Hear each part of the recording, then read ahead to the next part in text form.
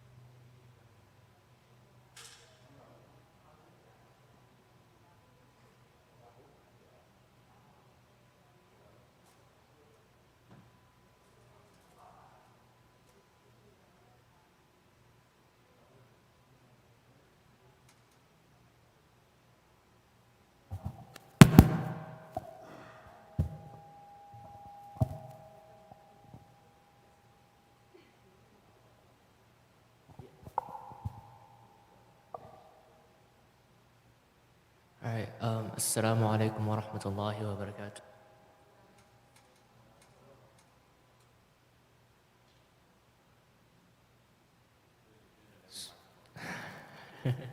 So we will get started. How's everyone doing today?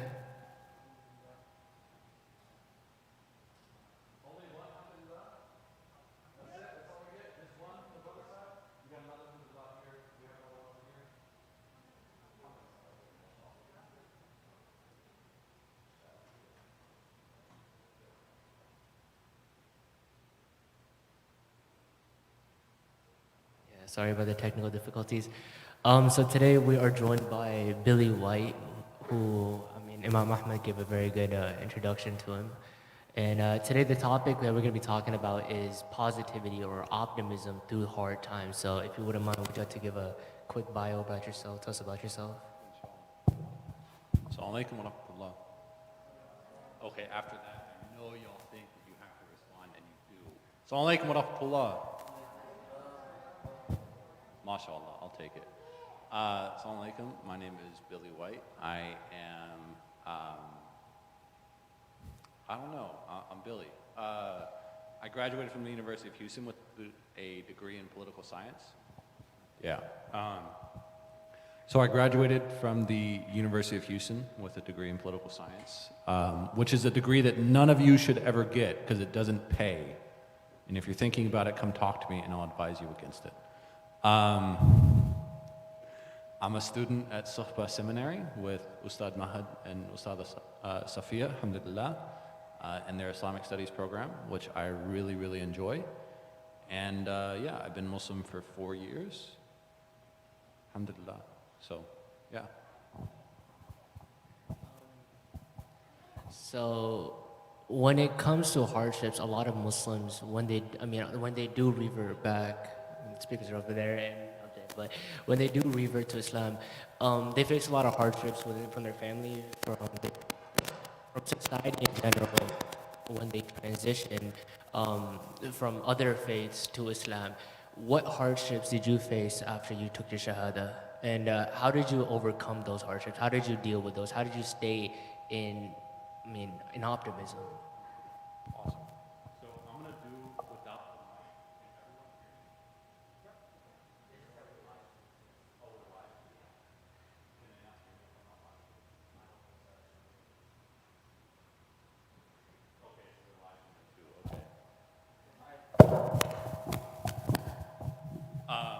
I'm going to leave that there and pretend it's not here. So, who here in their life has ever faced a hardship? Like ever? Ever, ever? If you're above the age of 18, you wanted to get married to someone, but your mom and dad said you couldn't. Okay, one person. I got a better one. You wanted to get an A in class, but you walked out with an F, and then suddenly you couldn't explain to mama or baba why that happened. Only one brother is brave enough. Oh, okay, mashallah, mashallah. So, it's guaranteed to us, not only as Muslims, but as people, that we're gonna face some level of hardship in our life. Alhamdulillah, at the time that I took Shahada, it felt like a surmounting level of hardship, but I was also, I'm going to use the term in like a euphoric state. I'm going to say high. I was on a very spiritual high when I took Shahada. So like a lot of the tests I was seeing, even though I wasn't necessarily sleeping at home,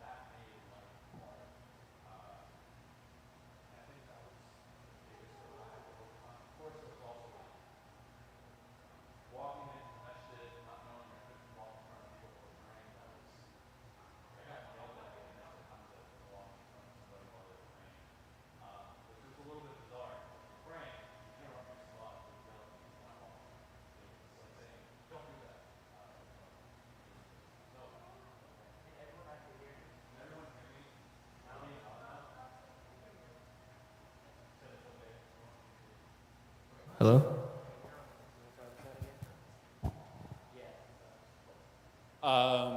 So yeah. God, I hate this thing. All right, I'm gonna be cool and act like there isn't a ringing behind me. So I think the way that I had to overcome a lot of hurdles in my religion was just simply by doing. So like walking into the masjid, majority of the people in here are relatively young. So like I imagine that to some extent you're still getting yelled at by aunties and uncles. Let me know if you're not. And I imagine that it's kind of embarrassing for you to walk into the masjid or to the musalla. And I don't know, like for guys, your jeans are a little bit like too skinny. Or like you have ripped jeans. I don't know if that's an issue. Or you're wearing basketball shorts. Like someone's probably gonna say something to you. And I was intentionally looking at Omar as I said that. So the point is like, when I first started practicing my religion, I noticed the best way for me to overcome the obstacle with my mother was like praying Fajr no matter what she said about my alarm going off at 5 o'clock in the morning. Like I was so good about praying Fajr the first few months of me being Muslim because I knew that if my mother burst into the door, it was gonna be an even bigger task to overcome on top of having to pray Fajr in and of itself. Like if my alarm went off for 15 minutes, that was a problem. So like I say, I learned very quickly that in order to overcome the obstacle of, just walking into the masjid and everyone being very inquisitive as to who you are and what you're doing there and why you're dressed like that, that I would just introduce myself to everybody. Assalamu alaikum, which is not something that's okay in the Houston community. People tend to like to ignore you, and especially as you're walking into the masjid, not say salams to you. But yeah, so that was how I overcame like the first hurdle of being Muslim. So, a lot of the people that are here are either in high school or college, if I'm not mistaken. And a lot of our problems and our hardships actually come through school, whether it's grades, expectations in classes, our parents' expectations in school. And that's kind of, within our age, that's the main problem that we face. And a lot of people usually kind of forget their deen as they have those struggles. And it's something that's very common in today's society. And a lot of sheikh, when they say, it's like, oh, go pray. If you're facing these hurdles, go pray, and that'll help you. But that's something that, what other advice do you have for them to overcome those hardships, or to know that there is a better light out there? Yeah, absolutely. So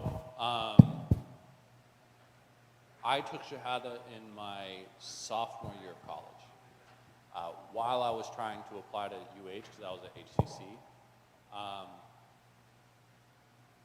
So on top of like classes, actually, backstory, I dropped out of college. And then I said Shahada, and then I got back into school. So like that was a lot to do. Like trying to get straight A's so you can end your academic probation. Staying on top of Salah. One of the things that someone told me when I first took Shahada is like, your obligation, your education is your obligation. Allah subhanahu wa ta'ala gave you this time so that you can learn. Think of that. So on top of the 5 daily salah, on top of schoolwork, they're both an obligation on you. Who here is in high school? A lot of fellas on the boys' side. Who here is in college? Who here goes to UH? Whose house? Y'all are lame. Allah's house, yes. So, like, your education is it's an obligation on you. Allah gave you the opportunity to go to school. You should utilize it. Who here is pre-med? It's a lot fewer people than I was expecting. Who here is accounting or poli-sci or not pre-med? Who here is an engineer? One engineer. Okay, who here is a major that I'll probably never guess because it's like architecture or art history? Okay, mashallah. Regardless, your degree can enable you to help your community through donations, because that's what we need, and through helping people. Where's the pre-med at? It was just you. 2, mashallah. 3, mashallah. Doctors can help people. I don't know if anyone told you that before, and it's probably going to be on your personal statement to every med school that you apply to. I want to help people. Great. It's an obligation upon you to help people. The way you balance, back to your question, the way you balance your obligations in salah and your obligations in school, and succeeding at both of them, complete, total trust and Allah subhanahu wa ta'ala first, that what you're doing is right, that it's justified, that you're not missing your salah, but you're also not missing your homework. There's a sweet spot between them, and once you find them, wallahi, you're going to be like the most best performing student in your school, in your class, in your college, that everyone is going to want to invite, because not only do you not drink, smoke, or go party, but you also get your homework done on time. And if you take a 5-minute break in between doing those to go pray Dhuhr or Asr, that's great. That's what employees are looking for. You have what's called work-life balance. So don't let the smoke screen of like, I have 1 million assignments that I have to get done, prevent you from making salah. And don't let the smoke screen of your obligation, or not smoke screen, but don't let your obligation of salah make you think, I'll pray Dhuhr and then I'll go grab Chick-fil-A and then I'll go get to the assignment. That's for you to answer, Imam. UH perspective. So along with school, a lot of us, as you said, have that work-life balance, But now let's focus on that life, A lot of the problems that also arise in our life is whether between friends, between family, and that's kind of something I want to cover. Family itself, family primarily, because now we have a couple parents here, and so a lot of the there are many families, and it's really sad to say that really don't talk to their kids. Their parents don't talk to their kids. They don't have strong relations with their kids, and a lot of parents actually feel down when that happens. They don't know how to approach their kids. Same thing happens with siblings. A lot of siblings don't interact with each other, and it kind of creates this harmful, I guess in a way, toxic environment within the house. And from a parent's perspective, or even a child's perspective, when they think that their hope in their children is lost, how can they address that? That's quite a complex question. How can they address loss of hope? Not loss of, okay, I don't want to say it like that. I think that was very poorly worded by me. But how can they, I guess, stay positive, knowing that, how can parents stay positive? We have a couple parents here, especially on the women's side, and a couple on the men's side, and Imam Ahmed too, so. I think he might need it. Don't ever get fooled by Imam Ahmed being like an adult. He's still our generation. He may have 2 kids running around, but like, he's still one of us. Alhamdulillah. Always youth at heart, mashallah. To the parents, okay, so I'm not a parent, so I can't really tell you how to parent. I think not at all.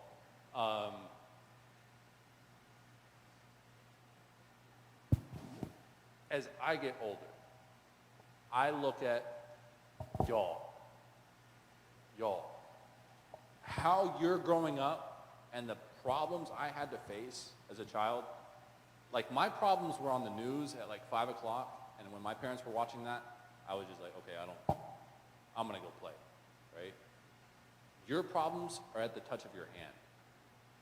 You open up your phone and you have the whole world in front of you. If something's going on in Palestine, you see it. If something's going on in Kashmir, you see it. If something's going on in Michigan or Minnesota, wherever, your kids are gonna see it. It's one of those like It's the double-edged sword of our reality today. Yes, we have the world at our fingertips. We also have the world at our fingertips. And maybe it's not something we all want to see. So what I'm trying to practice a lot is like, I call it hominess, not homeness, hominess, where whenever kids approach me, like I just try and be as much as myself as I possibly can. I don't try and front like I know what TikTok is. I know what TikTok is, but I don't know like the dances. Like I can't do that. That one? Yeah, I can't do it. So like I'm not gonna try and like do that in front of y'all, except for when I just did. Don't cap me on it. I'm just gonna be myself. And to the parents in the room, I would say that your kids are seeing a lot more today than we ever saw when we were their age, and maybe we did see a lot, maybe we survived a lot. But I think creating the space for you to be yourself and them to be themselves is a great way to push a conversation forward that a lot of generations before us never had with their kids. Like I never sat down with my dad and I was like, hey, depression, talk to me about it. It never occurred, just because there never needed to be the conversation. But today in kids, we see that it's a lot more common for them to be depressed, and I think it goes back to just them having everything at their fingertips. And maybe you don't have a phone, but maybe you hear it through your friends, and you are completely aware because your friends have that. So I think just opening it up and being yourself, and also like, if y'all ever need someone to talk to, Imam Ahmed is great. Highly recommend it, but he's pretty busy all the time. You can also come talk to him. Right. Yeah, he's never busy for people at Median, mashallah. But yeah, I'm also here. And if you are at all struggling to talk to your parents about something, chances are I know your parents, so I can probably even talk to you for them myself, if you'd like me to do that. So yeah, don't ever think that like what you're doing, you're alone. Your parents are there for you. They might be sad or mad or angry at first, but those are just human reactions. You have to recognize that your parents are human. So don't ever think that them showing you that rejects how you're feeling. And don't ever think that they can't get past that emotion. I think that was a pretty good answer, and something that's different from what I guess we're used to hearing. Another problem that, I mean, this is something I have faced myself, and I can't speak on behalf of other people, but so whenever I try making a change to myself for the better, there's always a self-doubt that kind of comes in. Like, let's say, for example, hypothetical situation, I wake up for Fajr now, but hypothetical, waking up for Fajr was quite a hardship for me, and I'll admit that. And every time where I decide, I'm gonna wake up for Fajr, thoughts of, I've done this before, I've made the same commitment before, however, I never went through with it. That comes in my head, and you kind of get into this state of giving up, where, I've tried before, I wasn't able to do it, why try again? And that's something that a lot of people have, not just with their deen, but other things too. When it comes to the deen, praying is kind of the first one that comes to a lot of people's head, praying 5 times a day. For a lot of people, it's a challenge. And, they have attempted it before. They have made an attempt to pray 5 times a day, but were overwhelmed. And sadly, they weren't able to go up to it. And whenever they think about going back to it, they kind of give up because they feel hopeless and that they can't do it or they haven't been able to do it before. How do we address that self-doubt that basically, we aren't worthy enough, we can't do it, we're not capable? Okay, so I'm gonna try to answer this. I told Imam Ahmed today, Tazkiyah is the one course, Tazkiyah is self-purification, right? Purification of the heart, the nafs. Tazkiyah is like the one course in my Islamic studies I actually haven't passed a couple times, and that's because I struggle with it. Like I myself, by the way, more people fail at Islamic studies than you would think. It's a really hard subject. It's really difficult for humans to commit to something and excel at their commitment. I'm going to use my example now, but understand, especially for young men, that there are a lot of different ways that you can apply this. I'm trying to lose weight. Imam Ahmed and I have had this conversation together. We try and get each other into the gym. We try to, like, we're going to eat better, bro. We got this. It's a weekly conversation that we have. Weekly, I fail. Weekly, I have a brownie bite. Weekly, I go get a pack of M&Ms. Weekly, I have 3 coffees instead of 1 in a day, which is really bad for your health. Don't do that. Commitment at the core of our religion is something that was talked about throughout all of the scholars. Islam is not practiced in a vacuum. I'm going to say that again, because Imam Ahmed grunted. Islam is not practiced in a vacuum. A man came to the Prophet ﷺ, and he said, Ya Rasulullah, I drank. What should I do? The Prophet ﷺ said, ask Allah for forgiveness. Return to Allah. The man came back to the Prophet ﷺ the next week. I think it's next week in the hadith. He said, Ya Rasulullah, I drank. What should I do? The Prophet ﷺ said, ask Allah for forgiveness. The man came back to the Prophet ﷺ 7 more times. 7 times. Said, Ya Rasulullah, I drank. What should I do? Turn to your Lord and ask for forgiveness. This hadith in itself teaches me that we don't just practice Islam and like, oh, we're perfect human beings now. Not going to make a mistake. That's Catholic. Seriously. Okay? We're good now. Saved. No. Not the case.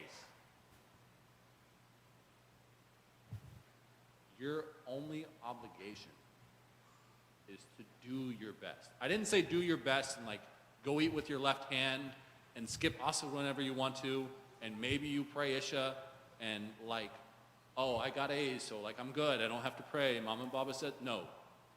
Your only obligation is to do your best at what you're doing. You still have to pray 5 times a day. And unless you have a legitimate medical exemption, you still have to fast the month of Ramadan. Super legitimate.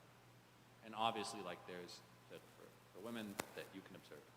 I won't go into that, ask Ustad Safi. Super legitimate exemption from salah, severe mental illness, Ramadan. You still have that obligation. Your obligation is to still, if your kashu is all over the place and you're just thinking about Call of Duty or whatever, sorry, you're focused in salah. No, my ayn isn't that great. If your focus in your salah is all over the place and you're only thinking about like Call of Duty or basketball or what's his name signing with the Lakers 2 hours ago, you're just like, and you have no desire to fix it, you know what's going to be brought up. Not from your parents, not from anyone. Between you and your Creator, you know what's going to be brought up. If you live your life from 13 to, inshallah, 83, 90, 100 years old, and you never once bothered to stop looking around like this whenever you're praying, oh, that's a really nice chandelier. It is a really nice chandelier, mashallah. You know what's in front of you. But if you make the intention, I'm going to look where I'm making sujood in this salah and nowhere else. And let's just say like a fly's in your ear. You're just kind of like this, right? You still made the intention. Ask Allah for forgiveness. And in the next salah, I'm only going to look at the place I'm making sujood. And I'm only using salah as an example. I know there are a million other examples right now, but I'm trying to keep it a little bit more PG. Okay, is everyone following me on that? There are a million examples of this. There's a million different ways in which you can become more successful in your life. You can stop hanging out with that one friend that drags you down too much. You can stop going to that one place that's doing way too many haram things in one building for you to succeed in your life. You can stop doing that, and you can commit to stop doing that, as can I today.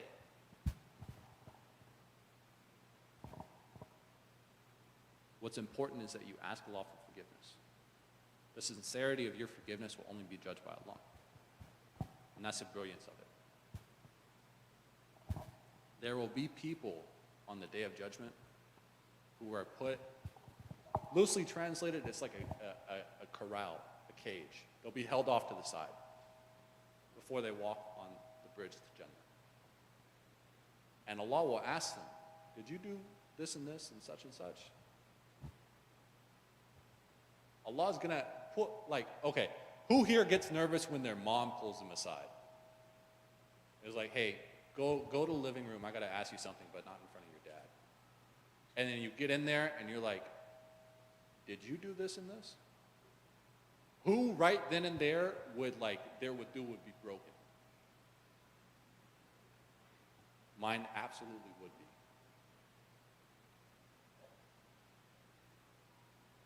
Allah, His forgiveness, subhanahu wa ta'ala, is so great. He'll say to these people, I forgive you, enter paradise. Think about that. That is a part of sincerity. That is a part of returning to Allah whenever you do make the sin. So I would say that to those of us, to every one of us that struggle, just remember that Allah is the most merciful. Allah is Al-Latif, the gentle. He's not going to harm you. If I said He's gentle, what would that mean to you all? What would it mean? You're safe, right?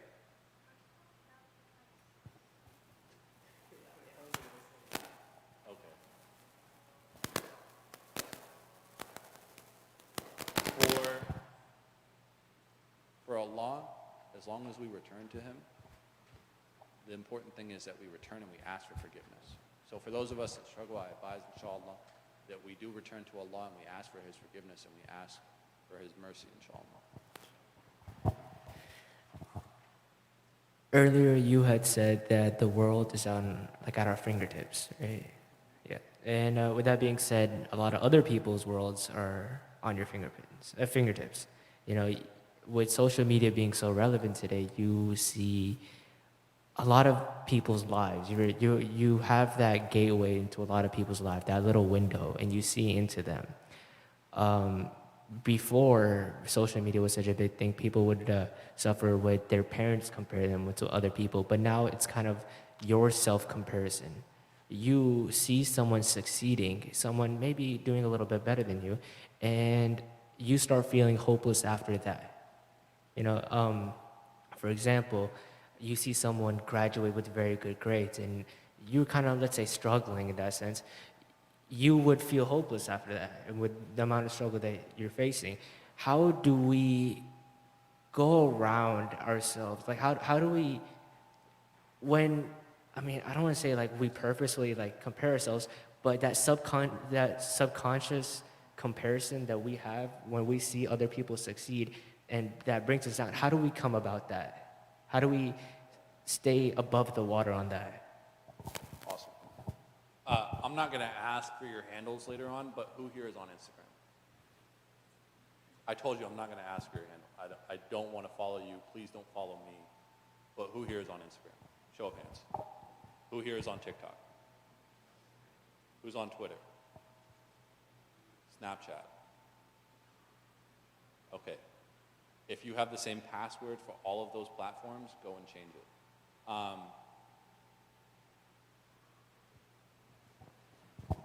There isn't a gentle way to say that everything you see on social media is a lie. If any one of you were to go on my social media platform and you saw me smiling with my mother, and I said, happy birthday to the world's best mom,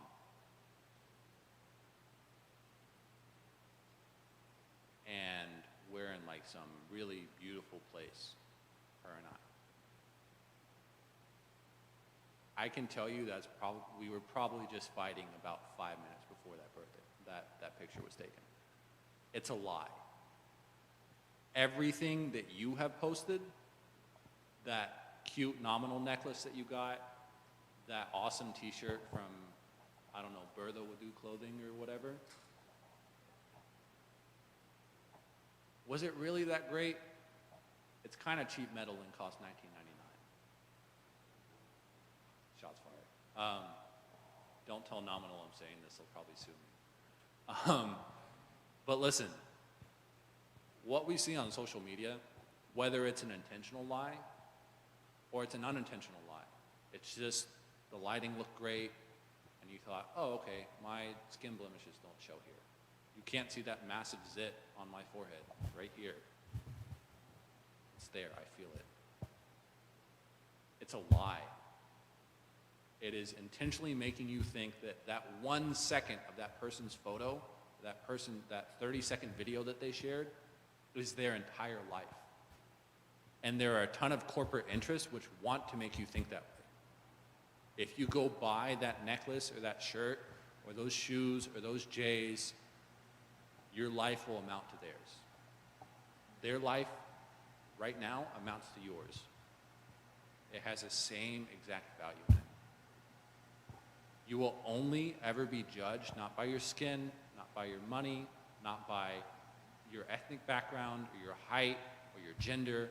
You'll only ever be judged by your piety. Instagram followers don't come into your book of good deeds. Neither do Twitter followers or like how many likes you got on TikTok. I find it very amusing when Muslims are sharing like, oh, 5.4 million likes on TikTok. I'm like, did you share a worthy hadith or did you just like shoot hoops with your friends? It doesn't amount to anything. So it shouldn't amount to, if I deleted my Instagram right now, do you know what I care about Instagram? I would fiend a little bit. But do you know, like, it would be out of my mind completely. Give it a week. That's my homework. Get off social media for a week. You're gonna fiend for like the first 2-3 days. You're gonna really wanna get back on. And then after that, you're gonna, I don't really miss it. It doesn't affect me. And that's how it should be. Social media platforms should not be the basis by which you live your life. You're gonna have a very faulty life. You're gonna have a bad degree, a bad GPA. Your clothes are gonna go out of style quickly, more quick than you think. It's not gonna get you anywhere. So get out of the headspace that social media is what gets you places. It doesn't. It'll get you a headache, and maybe you gain a friend, maybe you lose 10. All right, I think that was pretty well answered.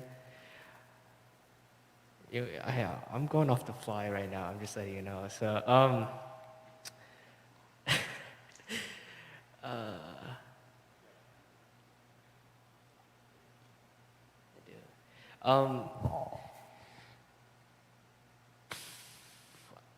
what about the good and the bad influences in our lives? And I mean, a lot of people just say, I mean, cut them off and stuff like that. But a lot of us feel like we have an obligation as to enlighten them.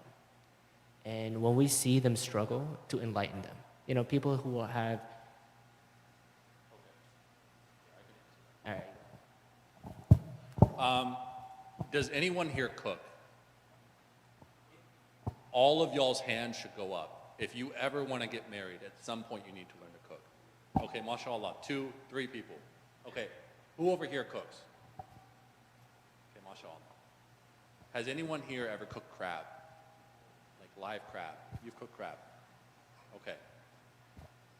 When you get a crab, typically, if it's a good crab, it's alive. If you go get seafood in like Austin, it's not alive, it's horrible. But if you get a crab, it's alive. When you cook live crab, you're supposed to pick them up. We used to live like by the sea in Galveston, like Like that's where we would spend our days. We had crab traps, so we would pick it up, and often the crabs would hold on to each other. One crab would be like holding on to the other crab, and that crab would be holding on to the tongs that we were using to pick it up. Let me put this into an analogy for you all. In life, you're going to have people that lift you up, and you're also going to have people that pull you down. So when you put the crab in the pot, the crabs will try to escape. They'll try to lift themselves up because they don't want to be cooked. Who wants to be cooked, right? No animal wants to be cooked. I'm not saying that like go vegan. Meat's great. But animals don't want to be cooked, especially not alive. And crabs will try to like latch onto something to pull themselves up. And as they're doing that, another crab will try and latch on and pull itself up. But it pulls the other crab down. It's called crab mentality. We, as Muslims, we have this a lot in our community. Okay. Parents, do me a favor, close your eyes. Who here knows someone that does some pretty haram things on the weekend? Okay, how many of you still hang out with that person? You still hang out with that person? Okay. Why? What benefit is it to you to hang out with a person that isn't doing great, the GPA sucks, they make no money, you have to buy them wings every time you go out with them because you're like, oh, bro, can you cop me? No, I can't cop you. Stop asking. So you, right? Like they're doing haram things. They're broke. They're not doing anything for you. But every single time you hang out with them, you're like, oh, I'll introduce them to Islam. I'll save them. They don't need to be saved. You're not going to save them. If you really want to save them, leave them alone. This is probably the harshest response you're ever going to get. Because this is exactly what I had to do when I took Shahada. A lot of my friends still to this day do haram things. My best friend from childhood, right now, he's a tattoo artist. He'll send me like autobi that he does, and I'm just like, bro, I'm not going to correct this for you, sorry. But he's a tattoo artist. I'm not going to go hang out with him while he's doing tattoos and start giving him dawah. Can you imagine he turns on the needle and he starts tattooing someone? I'm like, listen, man, have you ever thought about Tawheed? Like one God, right? That's so cool. Shut down your whole like tattooing business. Nah. When I see him, hey, we can meet up for food at Busy Boy. I'm going to invite you to a place that's halal, no shisha. I don't want it. Okay? So whenever you're talking to your friends that you know they lift you down, or maybe they're not even Muslim, and every time you go out to pray, they're just like, oh, bro, just like play Call of Duty with us for a little while. I don't know what y'all play anymore. It could be like GTA 5 or something, but when I was a kid, that's what we used to play. Play Call of Duty with us for like 2 more hours, and then go pray. And it's like, nah, I gotta pray right now. It's already 3 o'clock.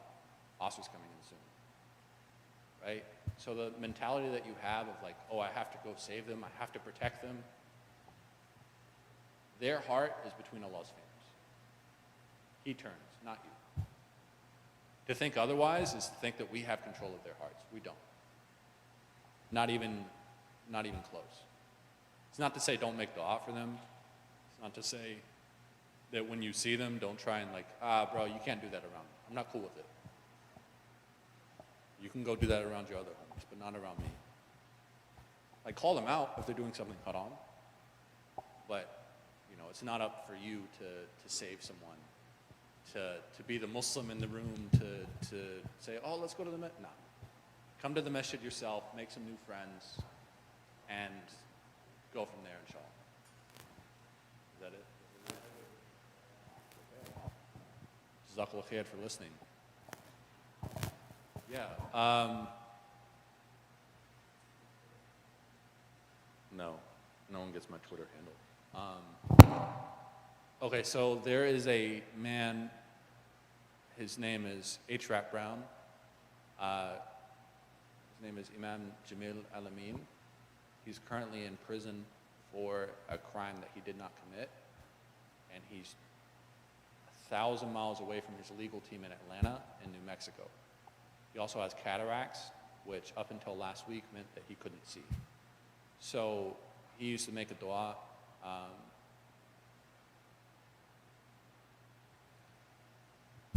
First of all, Allah liberate Imam Jamil. Ameen. Allah free Palestine. Ameen. Allah free Kashmir. Ameen. Allah bless the Muslim Ummah. Allah bless the Muslims that are in pain. Allah bless the Muslims that feel depressed. Allah bless the Muslims that feel suicidal. Ya Allah, guide them out of their pain. Guide them out of those tendencies, Ya Allah. And allow them to find help, to get help, to receive help, and to be helped, inshaAllah. Ameen. Allah, liberate those that are in jail for crimes they did not commit, and free those or forgive those that are in crimes they did commit and regret and wish they could go back and change. Oh Allah, forgive us for our sins, the ones that we can change, the ones that we can't, and have mercy on us for them. Oh Allah, we seek refuge in you from shaitan, from the evils of shaitan, from his murmurs, from his utters, that we shouldn't have to go pray, that we should just take our time with our religion, that we shouldn't take it seriously, Ya Allah. Ya Allah, we seek refuge in you from him. Ya Allah, bless your Prophet Muhammad sallallahu alaihi wasallam. Bless his companions and his family.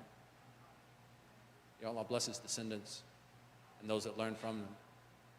Ya Allah, bless those people that are curious about Islam but don't know where to begin. Ya Allah, guide their hearts to Islam. Ya Rabbi, we ask you for the best and most beneficial knowledge, and for the knowledge that we do not know or have forgotten, Ya Allah, we ask you to grant it for us. Ameen.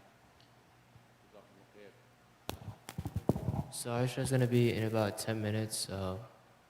Inshallah, that someone's going to make the adhan real quick, and then we'll move forward. I'm sorry? Me? There's usually someone that does it.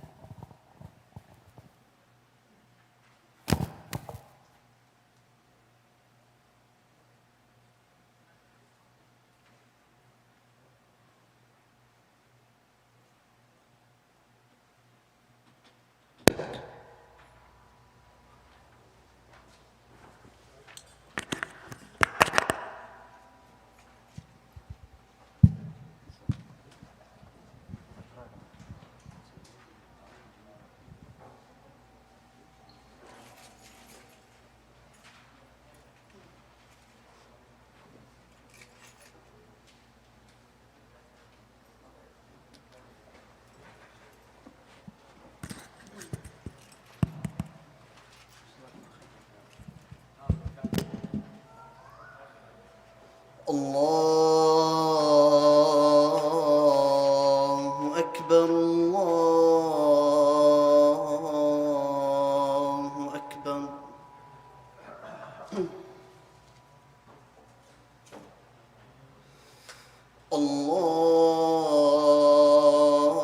الله أكبر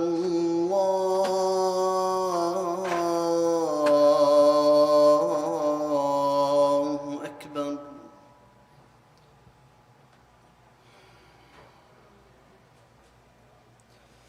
أشهد أن لا إله إلا الله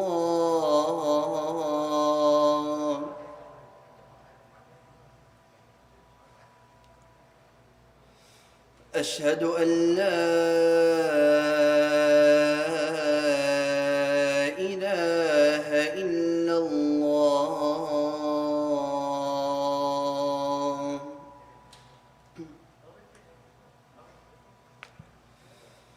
أشهد أن محمدًا رسول الله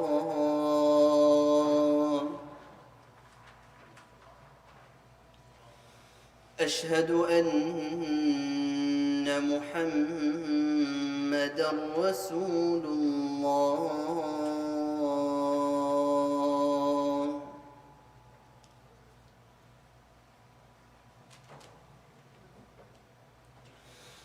حي على الصلاة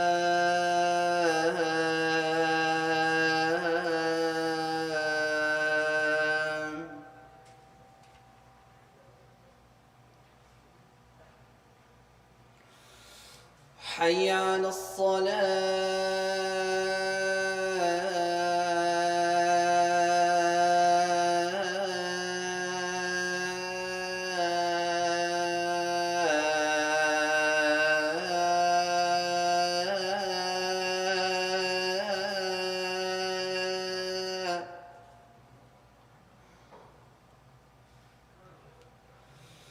حي على الفلاح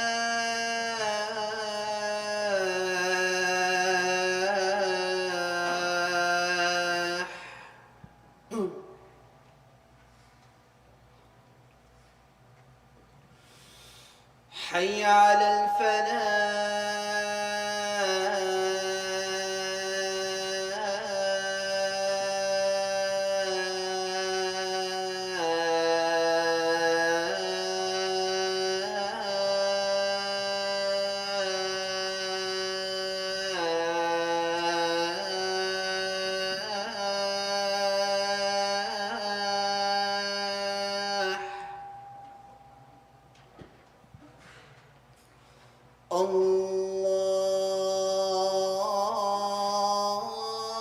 الله أكبر الله أكبر لا إله إلا الله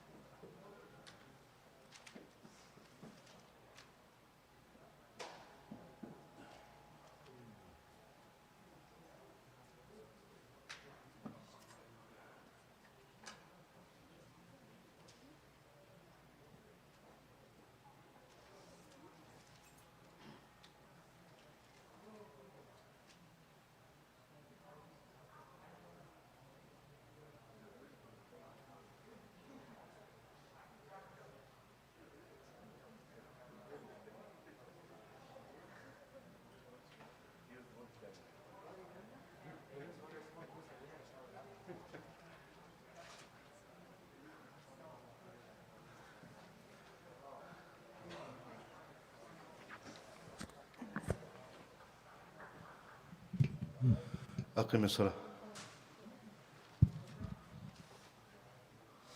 الله أكبر الله أكبر أشهد أن لا إله إلا الله أشهد أن محمدا رسول الله حي على الصلاة حي على الفلاح قد قامت الصلاة قد قامت الصلاة الله أكبر الله أكبر لا إله إلا الله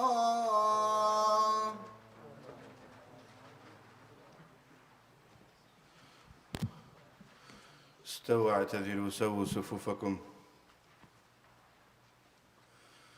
الله أكبر.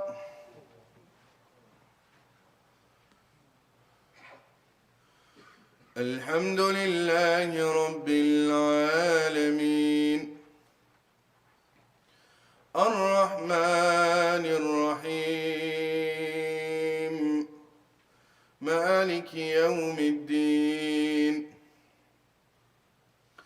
إياك نعبد وإياك نستعين اهدنا الصراط المستقيم صراط الذين أنعمت عليهم غير المغضوب عليهم ولا الضالين.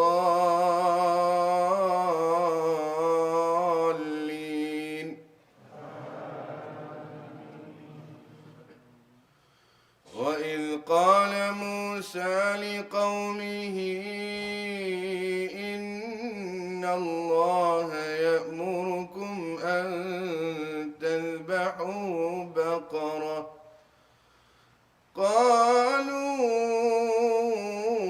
أتتخذنا هزوا قال أعوذ بالله أن أكون من الجاهلين. قالوا ادع لنا ربك يبين لنا ما هي قال إنه يقول إنها بقرة لا فارض ولا بكر عوان بين ذلك فافعلوا ما تؤمرون. قالوا ادع لنا ربك يبين لنا ما لونها قال إنه يقول إنها بقرة صفراء فاقع لونها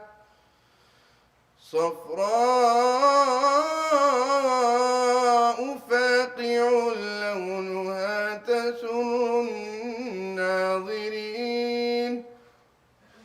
قالوا ادع لنا ربك يبين لنا ما هي إن البقرة شابه علينا وإنا إن شاء الله لمهتدون. قال إنه يقول إنها بقرة لا ذلول تثير الأرض ولا تسقي الحرث مسلمة لا شية فيها. قالوا الآن جئت بالحق فذبحوها وما كادوا يفعلون. وإذ قتلتم نفسا فادارأتم فيها والله مخرج ما كنتم تكتمون فقلنا اضربوه ببعضها كذلك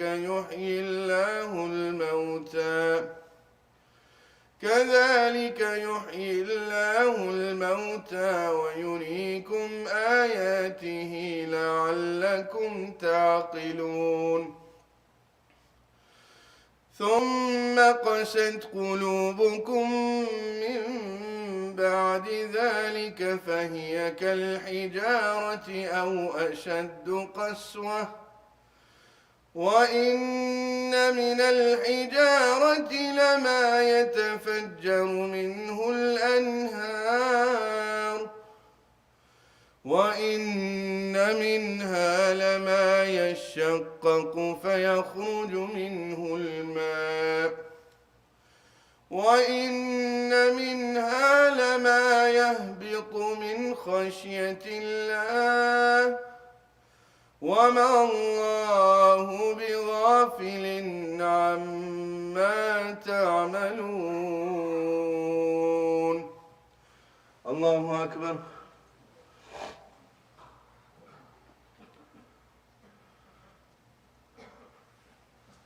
سمع الله لمن حمده. الله أكبر.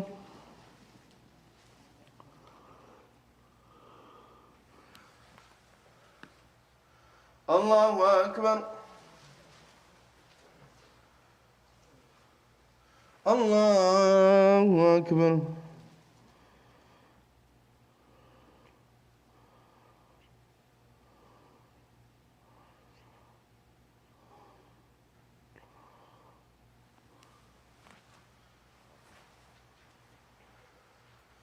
الله أكبر. الحمد لله رب العالمين الرحمن الرحيم مالك يوم الدين إياك نعبد وإياك نستعين اهدنا الصراط المستقيم صراط الذين أنعمت عليهم غير المغضوب عليهم ولا الضالين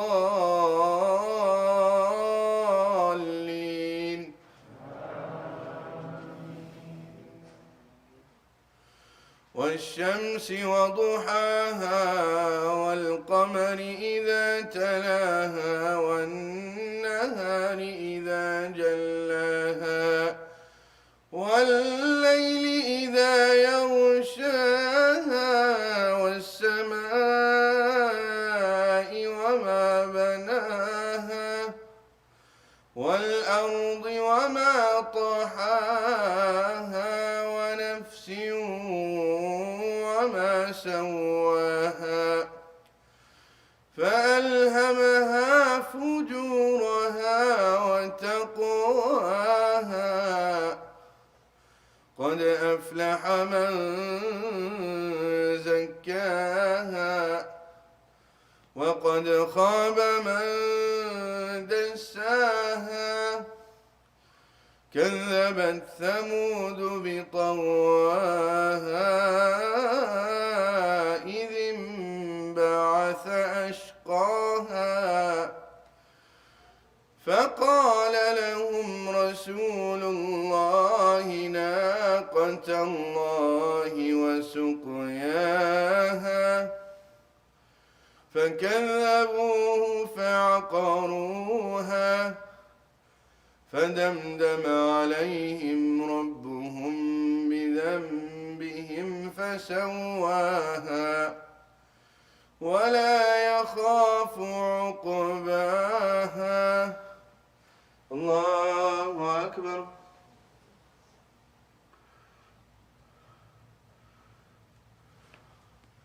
سمع الله لمن حمده. الله أكبر.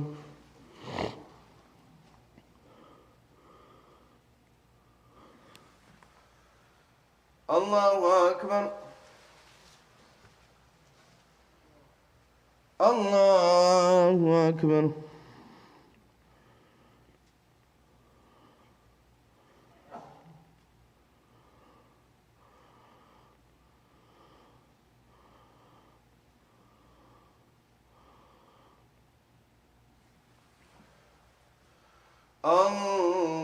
الله أكبر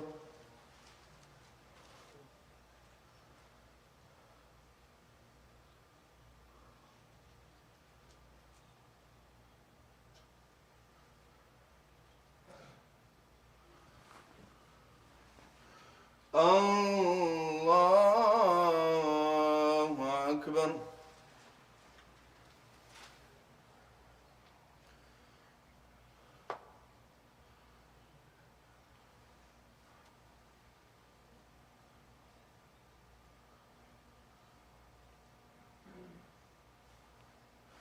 الله أكبر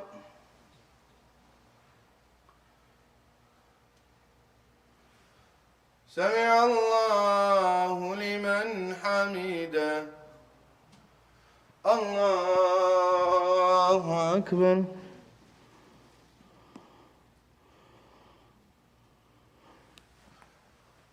الله أكبر الله أكبر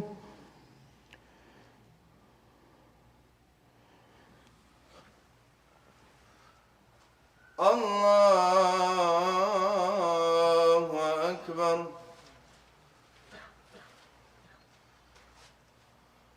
أكبر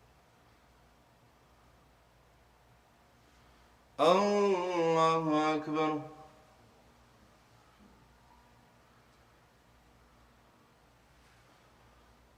سمع الله لمن حمده الله أكبر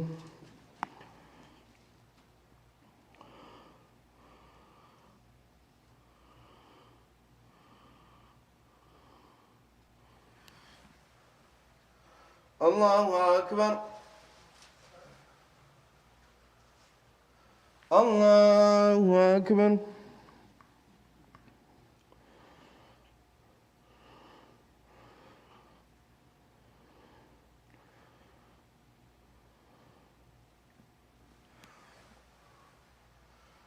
الله أكبر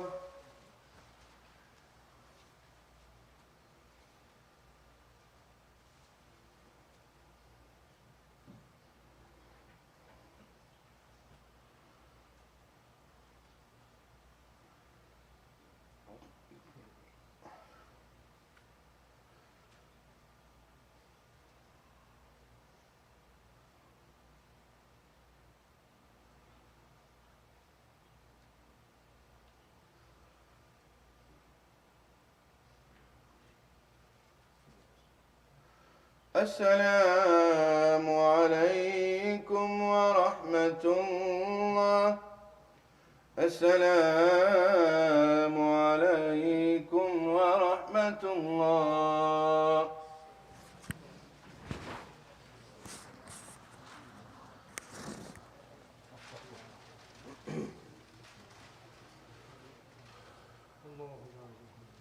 بسم الله الرحمن الرحيم به نحمده ونستعينه ونستغفره ونصلي على رسوله الكريم أما بعد السلام عليكم ورحمة الله وبركاته. MashaAllah, we had a really beautiful youth halaqah today titled Positivity Through Adversity. And oftentimes when I speak to parents, when I speak to community members, outside of Maryam, within the Houston community, I often hear that we're not doing enough for the youth. This is a common thread. I'm being signaled to remind everybody to please keep their masks on, covering their mouth and their nose. It's very, very important, inshallah. So oftentimes we hear this idea that we're not doing enough for the youth. And I want to say something on this issue. The number one thing is that there are two types of programs. One program is educational, and one program is entertainment. And while historically, especially in the Houston community, we would consider youth programs to be a form of entertainment. We need to entertain the youth. Because at the very bare minimum, we need to have the youth in the masjid. But we also have to educate, and not just the youth. Because this is not a problem of the youth. Right? So for example, in genetics, we have these cursors that skip generations. Right? Like you may have a disease, you may have a genetic disorder, but it skips generation because the alleles, they skip a generation. So to address the issue by completely focusing on the youth is not an issue to be solved. Because we have to focus on the general community. And one of the best ways to educate is to have a conversation. To conversate. Right? How many lectures, mashallah, many of you were here in the Jummah khutbah today. How many of you remember what we spoke about in the Jummah khutbah? Maybe very few, maybe 1 point, maybe 2 points max. Why?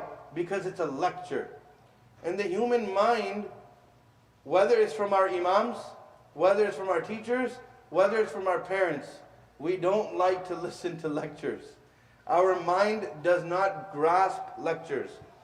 And one of the most beautiful things about tonight's program was that I saw a lot of parents. I saw a lot of parents here today. And this is very important because if we want to know what our youth are thinking, what better way than to listen to our youth? What better way than to hear them discuss the problems that they are facing? We can theorize, we can philosophize all we want, but we have to go to the source to understand what the concerns are. But the concerns don't begin with the youth and they don't finish with the youth. They begin with the community and they end with the community. The stronger the people around our youth are, the stronger the generations to come will be. And this is the reality of the matter. We are our youth's first role models. And if we understand how to conduct ourselves and how to engage ourselves, then so will our youth. And one of the reasons that we are facing the problems that we're facing today is that we have explained Islam as a list of do's and don'ts. Ye karna, ye nahi karna. You do this and you don't do that. Without properly understanding what is the purpose of my iman, what is the purpose of my religion, what role does Allah subhanahu wa ta'ala play in my life? Right? Many times, and I've said this many times, I'm sure Brother Ihtisham can vouch for this, that when we discuss amongst ourselves and we ask this question, why are we Muslim? 99% of us will respond back with what? That we will enter Jannah. And that is not the purpose of Islam, by the way. That is not the purpose of Islam. The purpose of Islam is to guide us. Right? We always ask Allah to guide us, right? To what? Right? When we're using Google Maps, where is it guiding us? To our destination. It's giving us the best way forward. It's giving us the best way forward. So, this path that we're on, it includes life. It includes buying a house. It includes our education. It includes our jobs. What is halal? What is haram? Is it halal to work for a company that makes bombs? No. But how many of us think of this? There are many examples, right? One of which is Lockheed Martin. How many Muslims work for Lockheed Martin?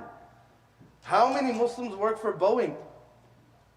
Oh, but brother, I have nothing to do with the bombs. But you work for the company that designs them and then launches them and sells them and causes discord around the world. Is this halal? If you think it's halal, I would love to hear the justification of this. Right? So Islam guides us to the path that is the most beautiful. Right? And a lot of times it is the most practical as well. It teaches us how to dress. A lot of us, we look at the Islamic, the definition of modesty as something as oppressive. But in reality, it's liberating. If you just simply, mashallah, right? When you start wearing tight clothing, even for men, what happens? Especially after you eat. What happens?